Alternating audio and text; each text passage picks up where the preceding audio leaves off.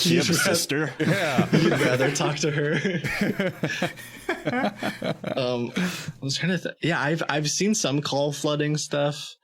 I myself have been working on a little bit of an AI to call them, which has been fun.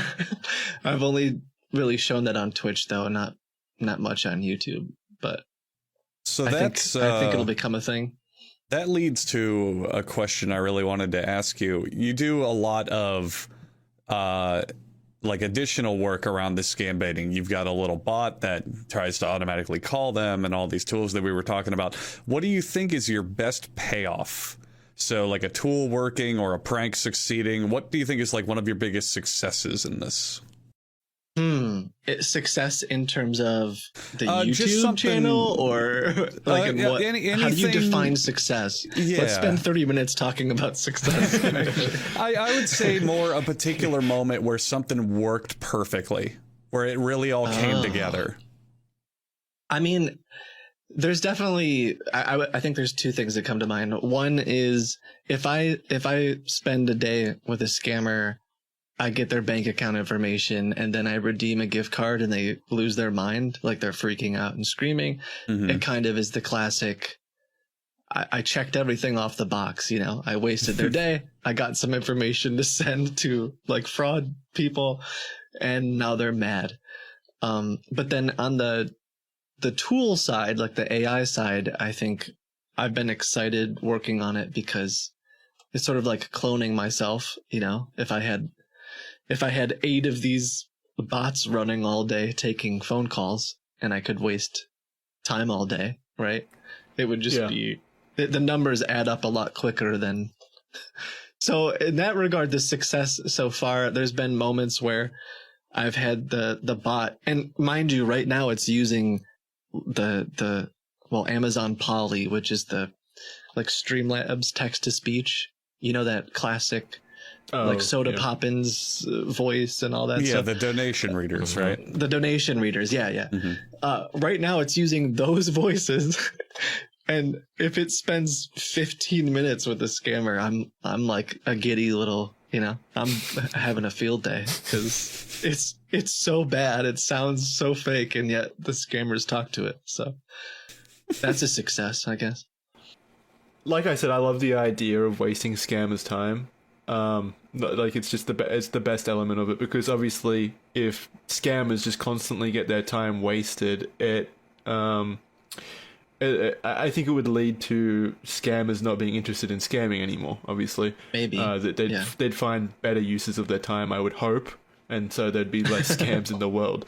But so I love the idea of like expanding this idea and getting like entire competing call centers together, maybe like filled with like theater majors or anything like that, and giving them jobs, and then basically just like making entire businesses out of what you do.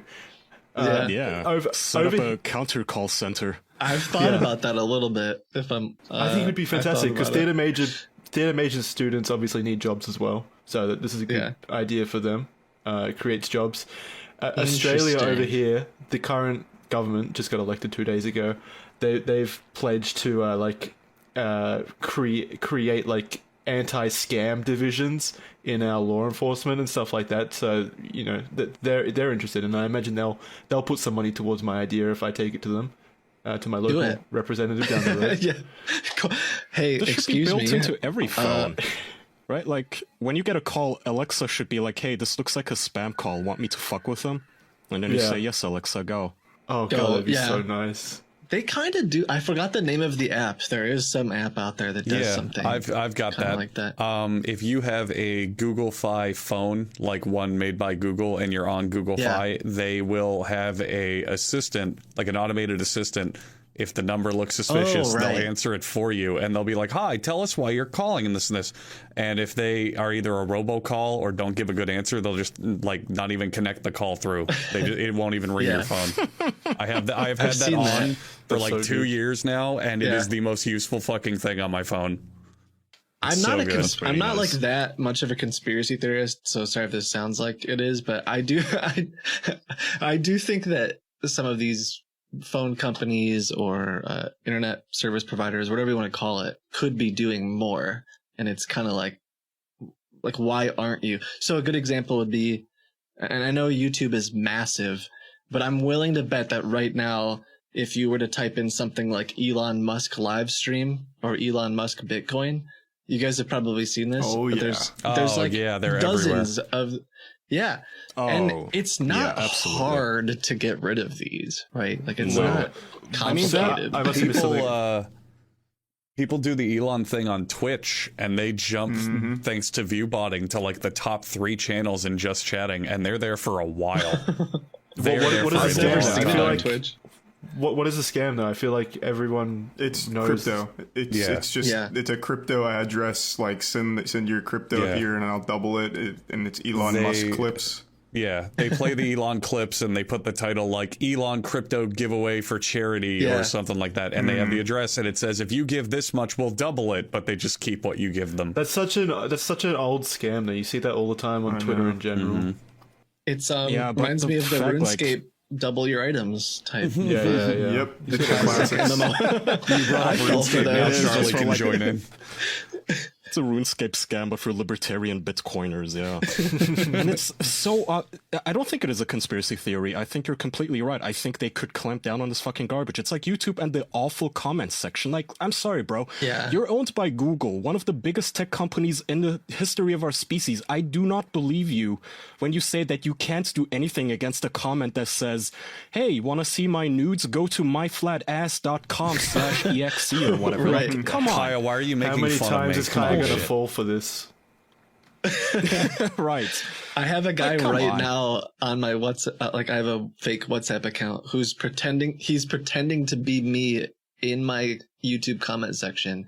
And I'm talking to him as me. It's really weird. It's really confusing. I get that too on YouTube community posts. Like after they sit for a while, people will comment and then the reply will be someone with my picture and my name and they'll be like, thank you so much for commenting. Yeah. Please reach out on WhatsApp to my manager, Josh. He is a very Right. nice man. Yeah. He will give you Bitcoin. Josh does Right. slap though. To be fair, He's really great. He's done so much for me. I mean, look at all those comments he's posting. Yeah, make sure you go click on it.